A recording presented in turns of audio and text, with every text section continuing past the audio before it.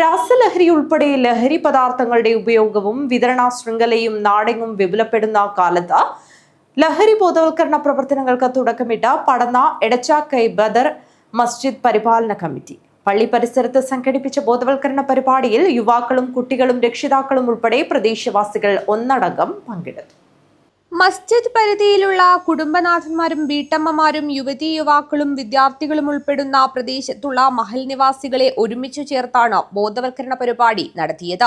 പല ഗ്രാമങ്ങളിലും പുതിയ തലമുറയ്ക്കിടയിൽ ലഹരി വസ്തുക്കളുടെ ഉപയോഗം വർദ്ധിച്ചു വരുന്ന സാഹചര്യത്തിലാണ് മാരക വിപത്തിനെതിരെ പുണ്യ റമളാനിൽ ബദർ മസ്ജിദ് പരിപാലന കമ്മിറ്റി ബോധവൽക്കരണ ക്ലാസ് സംഘടിപ്പിച്ചത്. പള്ളി പരിസരത്ത് സംഘടിപ്പിച്ച ബോധവൽക്കരണ class Chandera police inspector K Prashant ഉദ്ഘാടനം ചെയ്തു. വി.കെ. ഹനീഫ ഹാജി അധ്യക്ഷത വഹിച്ചു. Hosdurg range excise preventive officer K P. Abdul Salam class എടുത്തു. നിങ്ങളൊക്കെ ഈ സമയത്ത് ഞാൻ ഏറെ സന്തോഷം തോന്നുന്നുണ്ട്. ഒരുപാട്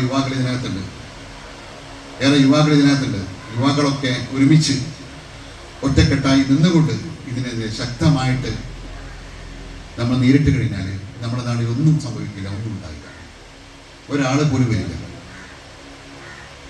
അതുപോലെ തന്നെ ഞാൻ നേരത്തെ സൂചിപ്പിച്ചതുപോലെ പെൺകുട്ടികൾ രക്ഷിതാക്കൾ ചെയ്യേണ്ടുന്ന ഒരു വിഷയമാണ്.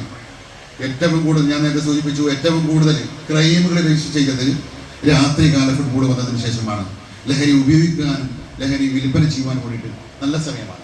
ഇസ്മായിൽ സൈദി, കെ മുഹമ്മദ് കുഞ്ഞി, എൻ ഇബ്രാഹിം എന്നിവർ സംസാരിച്ചു. തുടർ പ്രവർത്തനങ്ങൾക്ക് പ്രദേശം കേന്ദ്രീകരിച്ച് പോലീസ്, എക്സൈസ്, ഫോറസ്റ്റ് ഉദ്യോഗസ്ഥർ രക്ഷാധികാരികളായി ജാഗ്രതാ സമിതിക്ക് രൂപം നൽകി. വി.കെ. ഹനീഫ ഹാജി ചെയർമാനും ഇസ്മായിൽ സൈദി വൈസ് ചെയർമാനും, യു ഷെരീഫ് ജനറൽ കൺവീനറും, N Ibrahim, K P C. Suhair, T K. Nasar എന്നിവർ ജോയിന്റ് കൺവീനറുമാരായാണ് 20 അംഗ ജാഗ്രതാ സമിതിക്ക് രൂപം നൽകിയത്. Urumees Thrikaripur, news bureau, Trikaripur.